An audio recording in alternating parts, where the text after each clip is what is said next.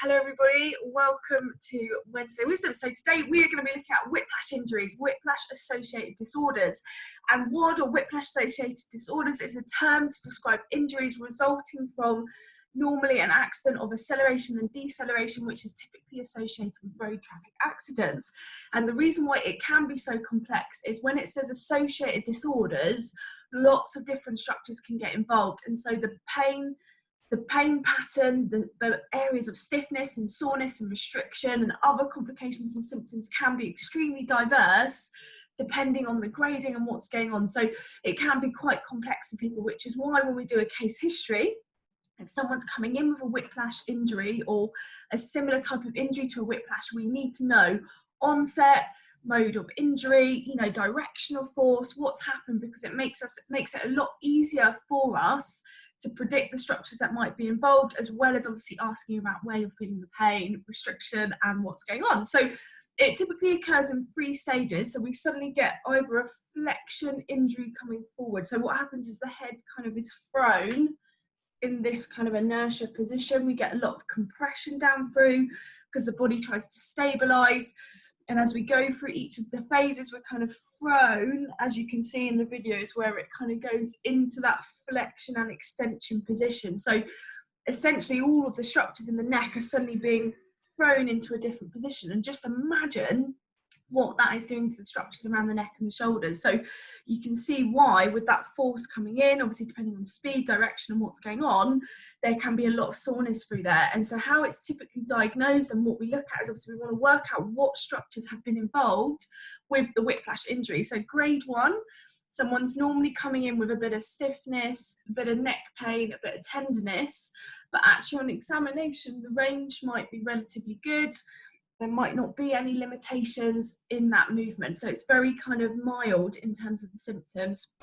Grade 2, what you typically find is all of the symptoms I just said, but a lot more limited. So they're kind of moving in, and you can see it's a lot more restricted as we go through the movement, a lot more painful on movement. Grade 3 is when we're thinking of any involvement with the brachial plexus. So as the nerves leave the neck, so where they're getting compressed up into the neck, or as they pass down and blend together through the thoracic outlet. So you think, well, you've had this inertia and this movement. Yes, you're aggravating the structures up through here, but you're also possibly at grade 3 impacting the nerves as they exit and as they go down and supply into the hand and down into the arm.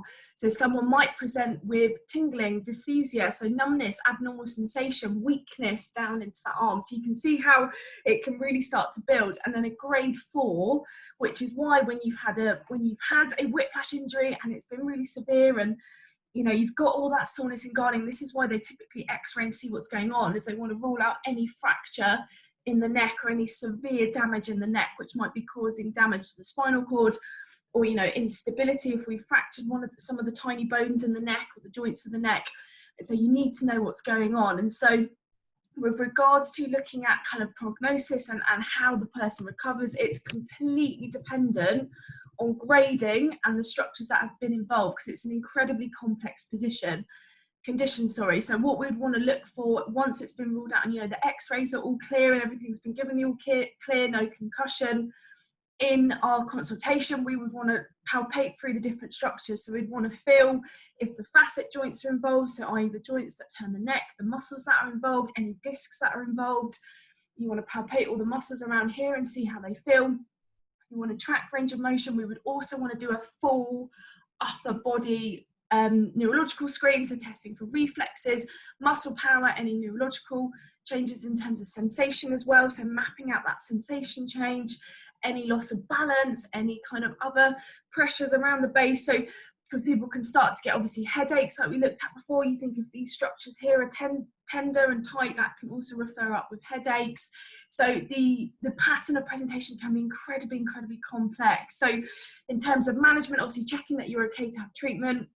That would have been ruled out before typically coming in, or if anything's flagged up through us, we would obviously refer to get that checked. And then our idea is seeing if we can improve range of motion, reduce tightness, rebuild strength, reset through the posture, and see if we can improve overall function into the area, so that long term you're not being impacted by that whiplash injury, which can be incredibly debilitating if we're thinking of, you know, long-term effects with the neck. You know, long term after that initial pain is gone, people typically present with restriction, stiffness and soreness.